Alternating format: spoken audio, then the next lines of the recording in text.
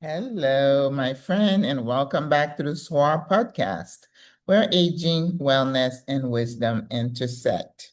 I am your host, Maggie, and I am happy to have you on again. Today, I wanted to talk about generosity. Generosity, in my mind, is a way of life. This is something that someone, a child, develops as they were growing up. It's a behavior that they have embraced, right? And in my case, it is definitely that. I watched my mom, a single mom, despite everything that she had gone through in her childhood, despite the things she was fighting, the little demon she was fighting herself, to elevate herself despite the things that she went through or had missed. She was a very shrewd businesswoman. She wasn't really big in the affection area because that is not something that she grew up. And as I got older, I learned to understand that and give her grace.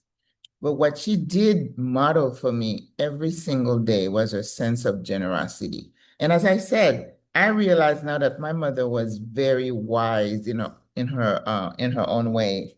And I credit my I think I'm a wise person as well, and I credit all that to her. But in the generosity department, if I can say that, my mother would give money to people.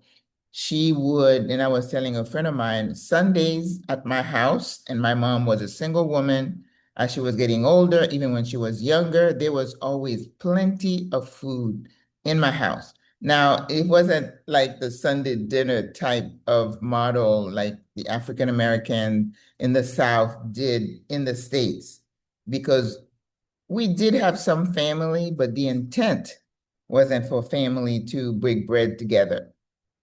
The intent was for people in the community, whoever stopped by my home, got a plate of food. That's why now I show love through food. So certain traits, certain habits that you learn in childhood just become part of your life.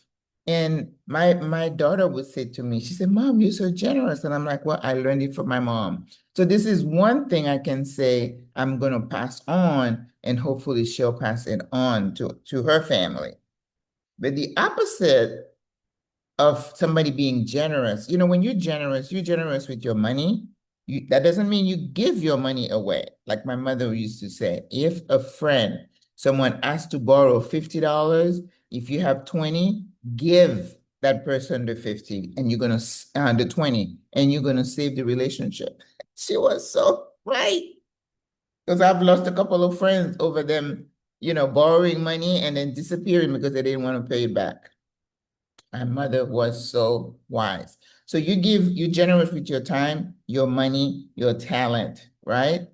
Now, the opposite, the person who's stingy, who wants to hang on to more and very unwilling to open their hands to give.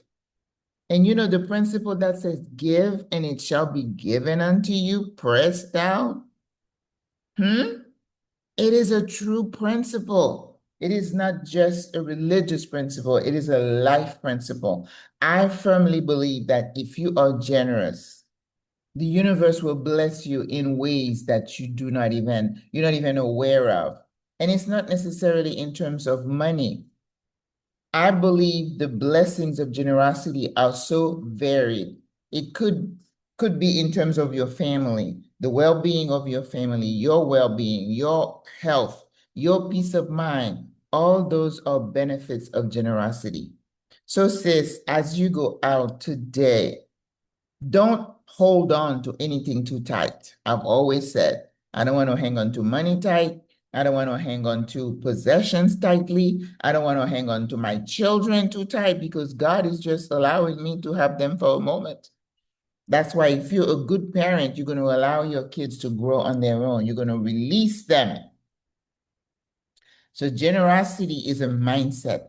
It's a way of life. And I hope you think about that as you go on today. Go out there, spread goodness, expecting nothing in return. A generous heart is liberating. It brings you inner joy. It brings you peace. Why wouldn't I want to do that? All right. I'll talk to you tomorrow. Au revoir. À la prochaine. Bye.